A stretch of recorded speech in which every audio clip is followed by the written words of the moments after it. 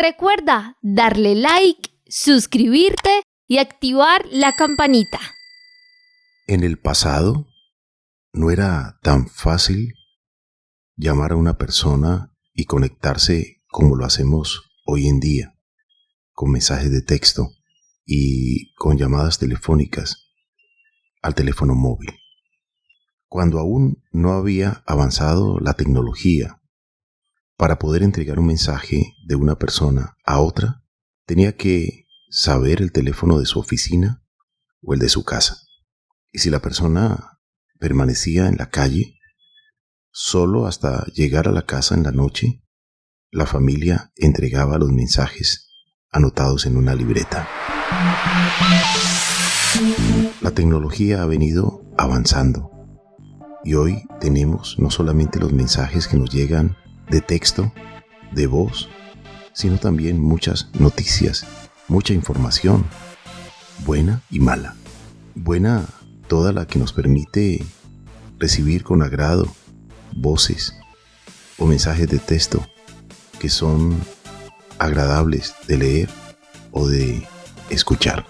Pero cuando nos vamos llenando de mucha información y esto produce ansiedad, cansancio, dolores de cabeza, fatiga mental y física, dolores musculares, temor, aburrimiento, aislamiento y conductas agresivas o negativas hacia los demás, estos pueden ser algunos de los síntomas más habituales entre las personas que sufren tecnoestrés, un estado psicológico negativo y una respuesta adaptativa ocasionada por el uso excesivo de las tecnologías de la información y la comunicación y por la falta de habilidad para manejar o trabajar con ellas de manera saludable.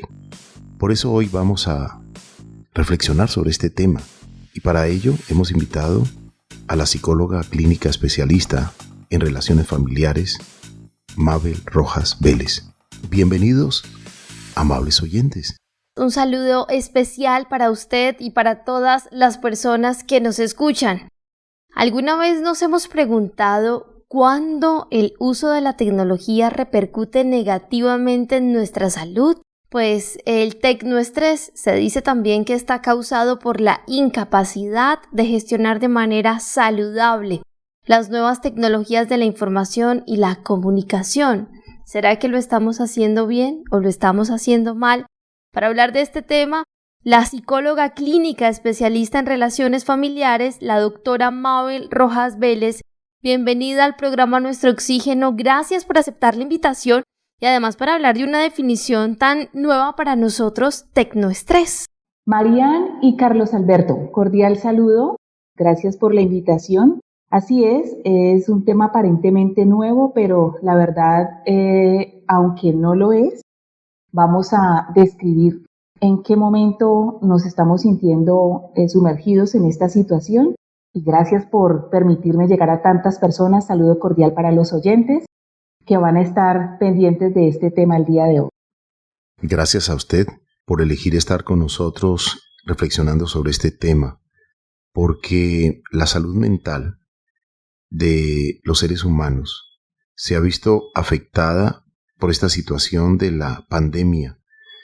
Habían fisuras ya, pero los niveles de ansiedad, de incertidumbre y ahora pues unos cambios que nos han permitido conectarnos un poco más con la tecnología, avanzar a través de este sistema para seguir en la comunicación, para seguir en nuestras actividades, llevar el trabajo a casa, llevar la computadora, estar muy conectado con las comunicaciones, es una ventaja grande, pero en determinado momento cuando no sabemos hacer las pausas respectivas, cuando nos saturamos y nos afectan, entonces por ahí la cosa se puede complicar. Hablemos un poquitico al respecto, usted que sabe muy bien de este tema, que trata a sus pacientes, que le llegan muchas personas con tecnoestrés. Sí, señor. El tecnoestrés, pues como su palabra lo demuestra, lo podemos dividir en dos.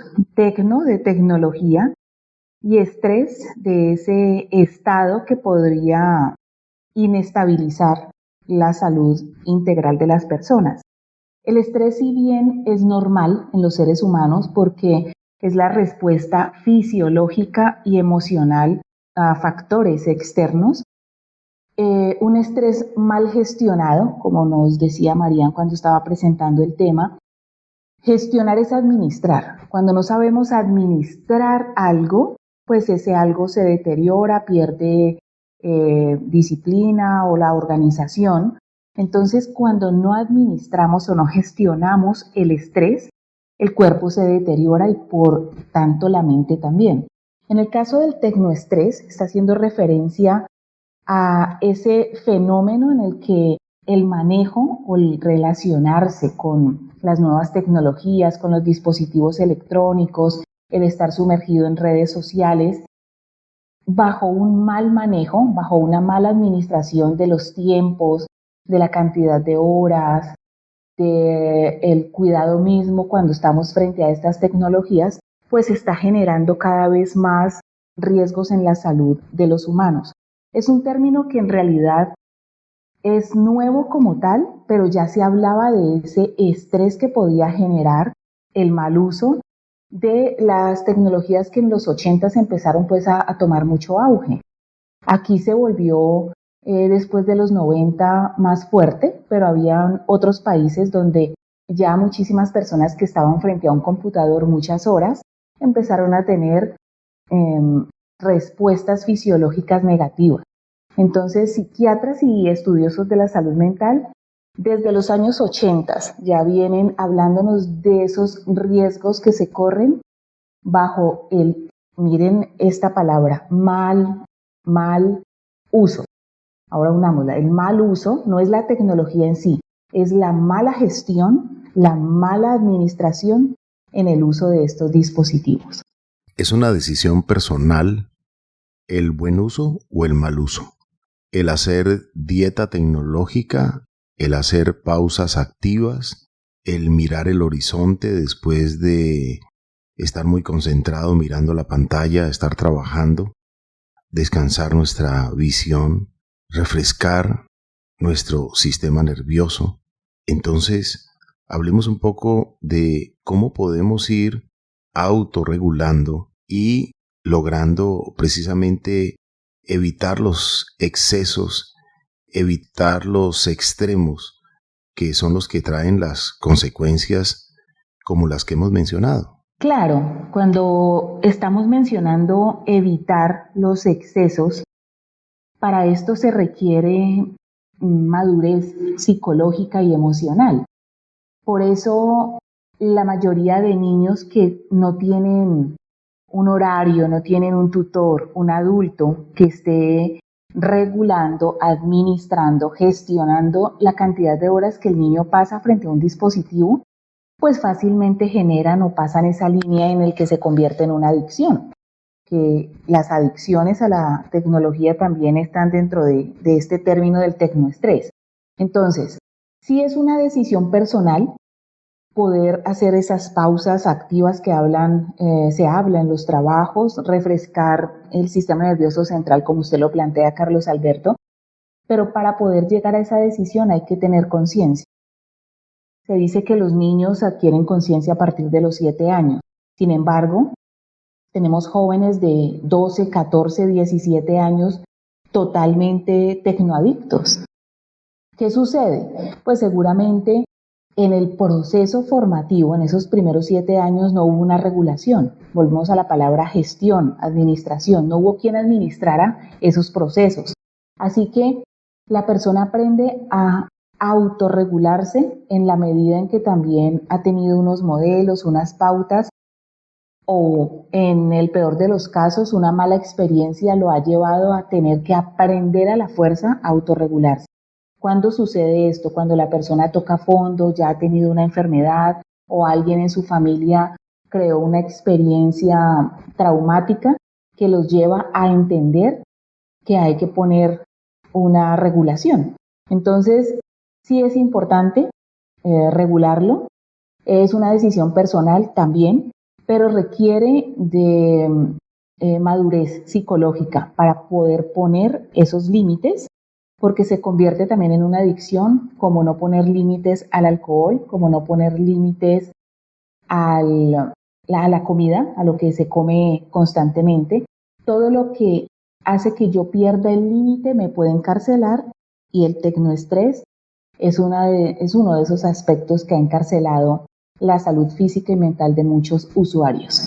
Doctora Mabel Rojas, ¿cuáles son esos síntomas? ¿Cómo tal vez analizarme? ¿Será que estoy sufriendo de tecnoestrés?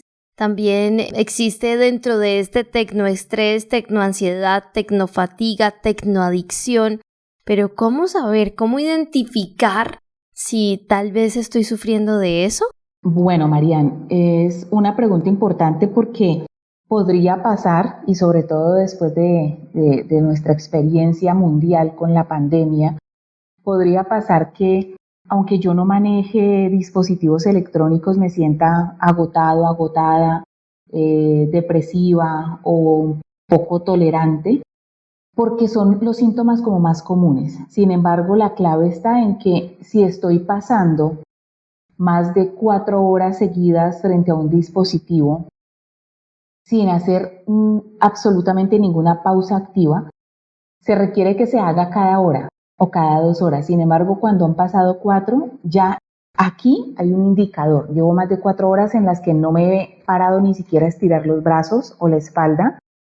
Y cuando ese agotamiento físico, porque el cuerpo allí sentado, los ojos frente a ese dispositivo celular, tablet, computador, no paran, estoy tan concentrada que han pasado 4 horas, tal vez no he desayunado, tal vez no he almorzado, no me he parado ni siquiera al baño, el cuerpo empieza a resentir eso. Entonces empieza a aparecer dolores musculares, el famoso agotamiento, me duele la espalda, empiezo a sentir fatiga, hay un poco de ansiedad, incluso mal genio. Estos son síntomas muy fáciles de reconocer, pero precisamente por ser fáciles y ser como, digamos, inocentes, por así decirlo. Ay, ahora voy al baño en un ratito. Ay, ¿verdad que no he almorzado? Ay, me está como doliendo la espalda, pero entonces medio me enderezo y sigo. Aquí es la alerta, pero es una alerta que no nos da temor porque no hay un dolor crónico, ni hay de alguna manera un síntoma que me haga parar, me obligue a parar. Entonces las personas siguen y ese agotamiento se va acumulando. Pero ese agotamiento pasa de ser dolor en la espalda a una gastritis. Recordemos que hablamos de la alimentación empieza a cambiar de horarios. De la gastritis puedo pasar a úlceras, problemas dermatológicos. Las personas empiezan a tener, por ejemplo, picazón en sus manos o en la cara, empiezan a salir brotes. Definitivamente se afecta el horario de dormir. Las personas les cuesta mucho conciliar el sueño. Algunos, cuando ya empiezan a sentir los síntomas físicos de manera más evidente, se dan cuenta o van al médico y ya tienen la presión arterial alta. Aparecen después las cardiopatías o las famosas arritmias cardíacas, problemas de memoria y concentración. Aquí les estamos resumiendo, pero en realidad son muchísimos otros síntomas. Estos son los más comunes. Empieza solo con un dolorcito de pronto en la espalda, espalda baja, un poquitico de dolor en el cuello. Estoy pasando horas de comida y podemos llegar a problemas definitivamente impactantes para la salud física y mental. Y a veces sin darnos cuenta, no solamente pues estamos conectados con la tecnología en los horarios de trabajo correspondientes. Hoy en día es muy importante la computadora para las estadísticas, para los correos electrónicos, para la comunicación, para prácticamente muchas de nuestras acciones humanas, cotidianas y al mismo tiempo laborales. Pero también fuera del trabajo normal y de la información, digamos, que manejamos en lo personal o a veces en lo familiar, buscamos mucha información a través de las redes, a través de esos títulos que aparecen o se atraviesan cuando estamos en búsqueda de algo. Y todo esto puede ocasionar un síndrome de fatiga informativa. Hablemos un poco de esto. Sí, señor, esa fatiga informativa es lo que, sobre todo en el 2020 y 2021, se empezó a conocer como infoxicación. Empezó la mayoría de personas a lo largo y ancho del mundo a llenarse de tanta información, a buscar sobre el COVID, a buscar síntomas, a buscar eh, países donde cómo se movía la mortalidad y todo este tipo de saturación de la información, que la persona no era capaz de parar, sino que entre más se encontraba, más ventanas abría. Creó un estrés psicológico y un estrés celular, o sea, los nervios, el sistema nervioso central obviamente se alteró porque lo que se veía era solo muerte y su asociado, enfermedades asociadas al virus mismo, como muchas personas no volvían a salir y todo esto empezó a cargar de demasiado estrés a las personas. El estrés aumentó, la angustia, la ansiedad, el temor y por ende la depresión. Entonces esa fatiga informativa o el síndrome de fatiga informativa no es más que la saturación de la búsqueda de la información. Hay personas que incluso antes de la pandemia tienen como se les vuelve una obsesión estar buscando enfermedades, estar buscando crímenes por internet, muchas noticias. Y no nos vamos lejos. Cuando nos sentábamos frente al televisor viendo la noticia del día, esto de alguna manera es infoxicación, sino que con la aparición de las TICs, todas estas herramientas tecnológicas, pues la información llegó más fácil, ya no solo a la sala de la casa, sino que está en el cuarto de los niños, está en mi bolsillo a una distancia de solo sacarlo y empezar a poner audios o a ver imágenes. Y esa dificultad nuevamente para gestionar, ponerle un límite a esto, ha hecho que se exacerbe mucho la angustia. Entonces el cerebro empieza a casarse con estas imágenes, con estos audios de muerte, de delitos, de angustia, de dolor, de temor porque entonces una nueva variante o el delta XYZ, esto con un mal manejo, cuando las personas desde que se levantan hasta que se acuestan están buscando información, pues crea una respuesta de estrés bastante alto o crónico en nuestro organismo y termina también en enfermedad. Doctora Mabel Rojas, hoy en día existen, bueno, aplicaciones, pero también hay unos modelos de celulares que ya traen, digamos, una notificación que nos dice, esta semana utilizaste el teléfono 2 horas más de lo habitual y a uno le marca, digamos, como una estadística de en el día o a la semana, de lunes a domingo, cuántas horas ha sumado la utilización del teléfono. Sería bueno, le consulto, utilizar estas estadísticas como para ser conscientes y decir, bueno, voy a esta semana 2 horas menos, esta semana 1 hora menos de utilizar el celular. Y aparte, en estas estadísticas él muestra en qué aplicaciones, y la mayoría son eso, redes sociales, horas y horas y horas. Es bueno hacer la utilización de este tipo de apps que nos indiquen, bueno, usted esta semana consumió 5 horas y uno decir, pues hago el propósito y la próxima que sean 3. Pues Marian, la verdad es que la tecnología debería ser para aprovecharla, en ese sacar provecho, hacer logros, ¿sí? Tener logros, mejorar la calidad de vida. Si nos fuésemos hacia los 70s y los 80s, donde aparecieron las primeras computadoras, seguramente todos los que estuvieron en ese proceso tenían ese objetivo. Agilizar, unir, bueno, mejorar. Pero desafortunadamente a veces consumimos cosas que ni siquiera sabemos para qué sirven o de qué están hechas o cómo están elaboradas. Y esto no aplica solo a la tecnología. A veces consumimos cosas que están de moda pero ni siquiera sabemos si realmente nuestro cuerpo o nuestra casa o nuestra familia lo necesita. Entonces, volviendo a la palabra concientización, madurez emocional que empezamos a hablar hace un rato, es bien importante hacer uso de estas tecnologías, de lo que ellas traen, estas apps son muy buenas, mucha gente las utiliza para la actividad física. Esta semana recorriste tantos kilómetros y si estás como en un proceso de bajar de peso, pues esto te va a ayudar mucho o de mejorar tu salud. Pero es cuando se vuelve una obsesión, cuando me encarcela esa actividad, esa situación, cuando yo pierdo el control y ya sin eso no puedo vivir, ya solo me acerco al celular es para mirar mis apps que me están diciendo si caminé o no, si comí o no, si respiré o no, cuántos latidos del corazón. Cuando eso se me vuelve el eje de mi vida, allí es donde debemos usar toda nuestra inteligencia emocional y empezar a discernir con qué me quedo y con qué no. La tecnología llegó para facilitar nuestra vida, no para acabar con nuestra vida. ¿Pero de quién depende? De nosotros. Es como un cuchillo afilado.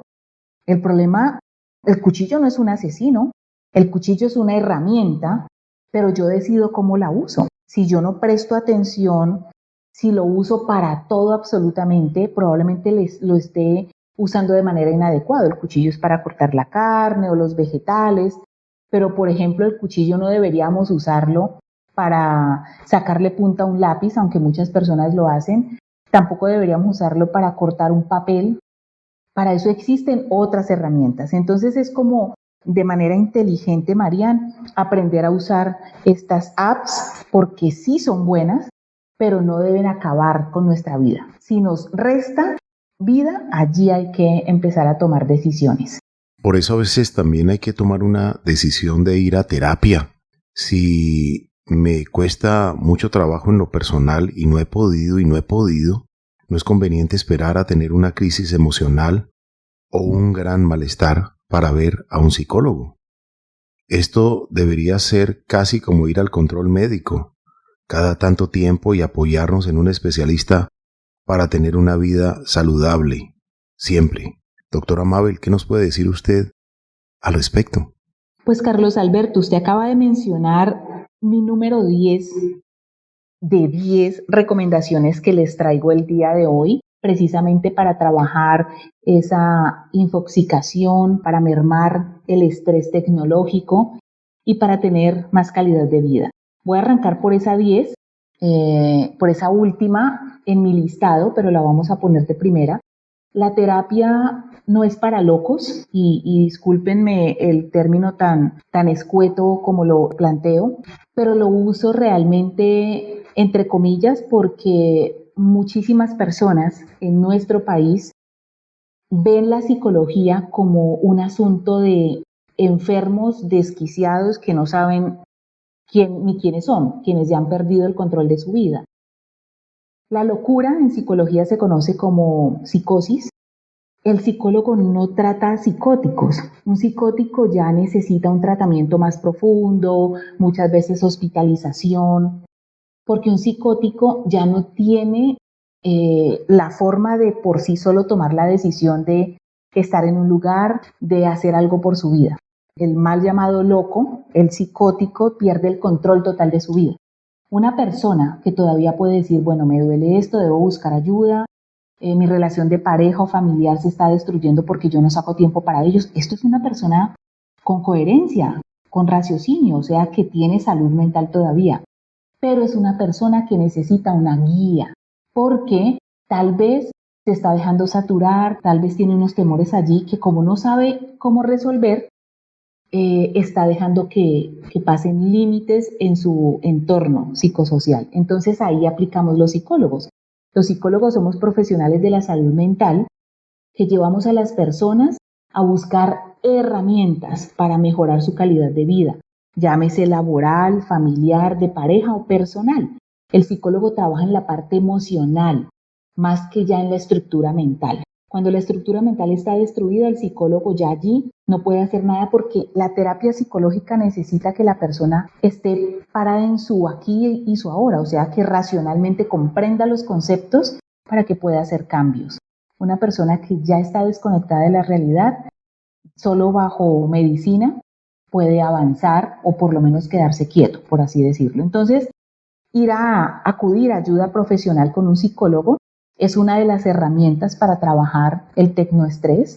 Otra de ellas es organizar la jornada escolar o laboral, o sea, poner horarios. Siempre a los padres de familia a los que les hago escuelas o a los talleres o a las familias que vienen solamente a mi consultorio, siempre les digo, organicen los horarios. Los niños desde que nacen necesitan horarios, los ayuda a organizar su salud mental. Un niño que crece sin horarios va a ser un niño que va a tener mucha dificultad para que a los 12 años le digan que deje el videojuego por lo menos después de las 8 de la noche. Él va a querer seguir derecho. Pero todo ¿dónde empieza? ¿A qué horas lo acostaban? Siempre a la misma hora. ¿A qué hora hacían tareas? ¿A qué hora lo mandaban a dormir? ¿Cuál era la disciplina y las responsabilidades? Y esto tiene que ver con una organización. 3, no llevar el trabajo a la casa o poner horarios. Hay gente que definitivamente trabaja desde casa. Esa es nuestra realidad hoy en día. El trabajo desde casa porque los contagios o porque definitivamente así le corresponde. Entonces, poner unos horarios claves siempre, porque sigue estando en su espacio personal y necesita separar una cosa de la otra. 4, y aquí va esa parte, separar la vida personal de la laboral o la académica. Una cosa es que la hora de tareas, la hora de entregar el informe, pero hay que sacar tiempo para tomar los alimentos en familia, para hacer un juego de mesa en familia. Hay que separar las cosas. Si yo estoy sentado o sentada con mi celular y como con mis hijos, juego con mis hijos, pero también estoy en mi celular, pues aquí de alguna manera yo estoy pasando unos límites que van a ir tomando muchísima ventaja. 5, priorizar. ¿Cuál es tu prioridad? Pues necesito trabajar, pero la prioridad también es la relación de pareja. ¿Qué tiempo estoy sacando para ella?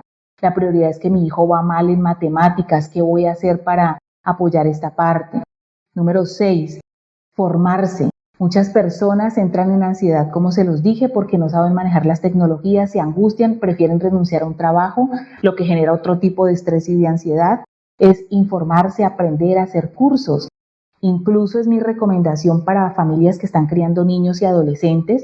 Infórmese de las apps que hay para hacerle un seguimiento de las redes sociales a su hijo, para que evite que su hijo caiga en redes delincuenciales, informáticas, por donde no solo sacan información, sino que los niños terminan metidos en pornografía, en abuso sexual cibernético.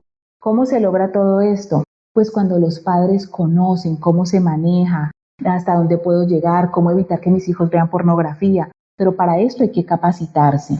7, el deporte, la actividad física siempre será parte de la salud mental. ¿Por qué? Porque el cuerpo, cuando tú te paras, haces una caminata, haces un rato de cardio en tu caminadora, en tu bicicleta, o así sea darle la vuelta al parque de tu casa, tu cuerpo está agradeciendo, tus células están recibiendo un poquito de sol, de aire, te desconectas de la virtualidad y estás viendo la realidad, el árbol, la gente que pasa, y esto oxigena, y es la palabra que hace un rato utilizó Carlos Alberto, y era evitar los excesos y de alguna manera refrescar el sistema nervioso central. 8, dieta balanceada. Pues si estamos sentados frente a los dispositivos solo tomando gaseosas, exceso de dulce, solo harinas, y fuera de eso no salgo ni a darle la vuelta al parque de mi casa, imagínense el cuerpo lo que empieza a resentir. 9, respetar los horarios de sueño. Hablamos en algún momento de la higiene del sueño, y tener todo en silencio, desconectar dispositivos, es parte de cuidar nuestras horas de sueño. Pero si me acuesto a dormir con el celular, la neurociencia cada vez es más clara. La activación neurológica de estos dispositivos en la oscuridad con los celulares va generando una adicción, una compulsión en nuestro cerebro, y eso se convierte en adicción posteriormente. Número 10, aprender técnicas de autocontrol, y estaba de la mano con la primera, que fue ir al psicólogo, aprender a respirar, la gente que hace yoga, que hace ejercicios. El mindfulness es una técnica que hoy en día está muy de moda y es proactiva para procesos de salud integral. Así que ahí están nuestras 10 recomendaciones. Espero que puedan empezar a trabajar una por una de a poco.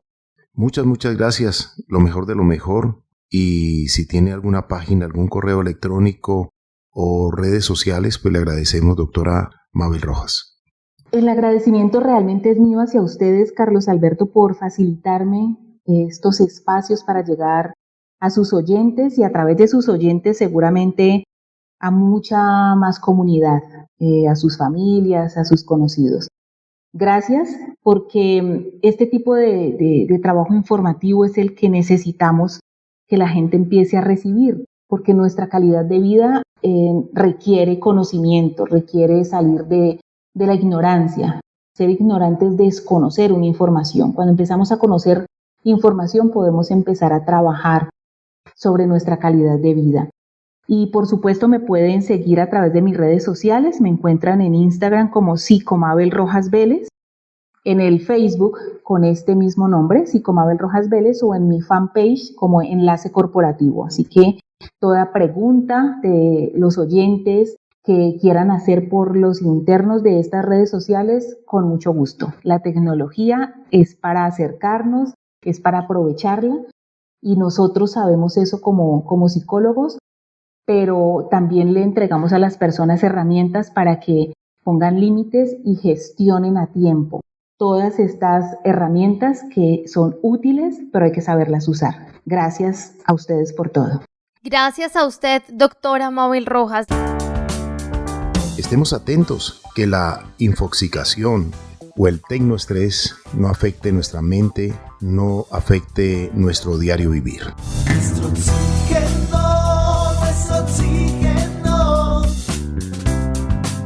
Recuerda que si quieres escuchar más contenido como este, educativo, debes darle like, suscribirte y activar la campanita para que te lleguen todas las notificaciones.